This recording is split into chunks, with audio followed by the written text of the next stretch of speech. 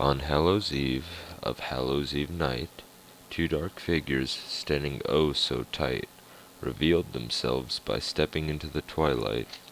Standing short in stature and small in height, walked two young ghouls, unsure in the night. "We're lost," said one with a frown. "Can we not just turn around?" "Nonsense!" bellowed the other, revealing himself to be by far the older of the two.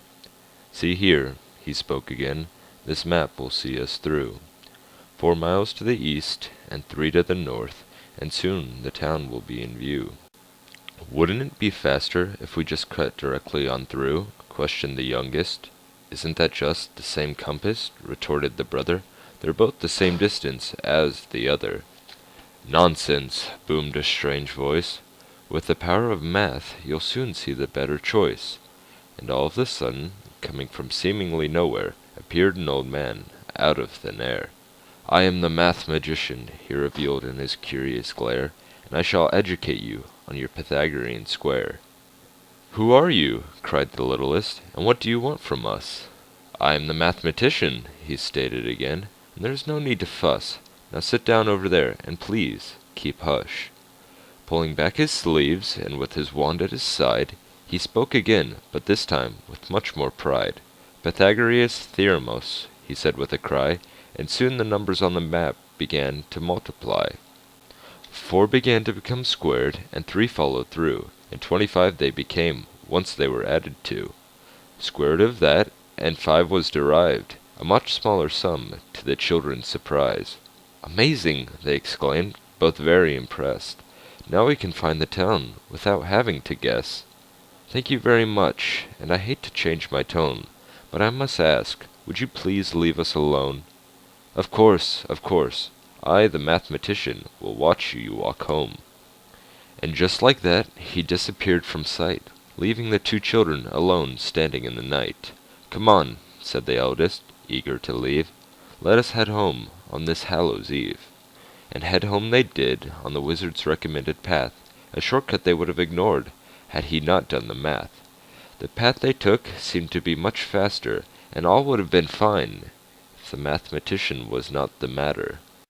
Suddenly, a giant meteor appeared hurtling from space, and as if on cue, the Mathematician appeared, saying, "Ha!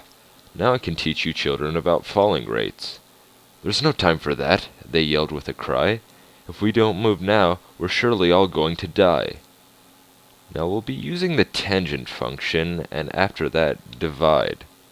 Now we can estimate we're about 1,000 meters from the base, viewing it travel downwards at an angle of 11. So once we've set up our equation, we can predict the time till Armageddon. Tangent theta equals opposite over adjacent, plug in what we know, leaving only one variable vacant. And then we can solve for the height of this situation. Divide that by 1/2 of the constant of acceleration, and square root it next, then we'll find it will be 6.2984 seconds till we succumb to this rock's effects. "Well, hurry and stop it," said the youngest, cowering in fear. "Oh, right, forgive me," the wizard said, crisp and clear. "I must still show you how to find the surface area of my crystal sphere. The formula for surface area equals 4 times pi r squared, and since the ball has a radius of 4 centimeters, we can plug in the given values and multiply the pair, and acquire the product of 64 pi centimeters squared. Now I shall get rid of that pesky meteorite. There's no need to worry, I require no one to assist. But before that, I'll drive you children in my white van. I insist." "We would rather just walk," said the oldest, hoping the man would get the gist. "Well, if it's space you're worried about, it's 5 by 3 by 3 meters wide. Plug into the volume formula of base times width times height, you'll find that its volume in meters cubed is 45. I'd say that's plenty of room for you two and a few others to fit inside."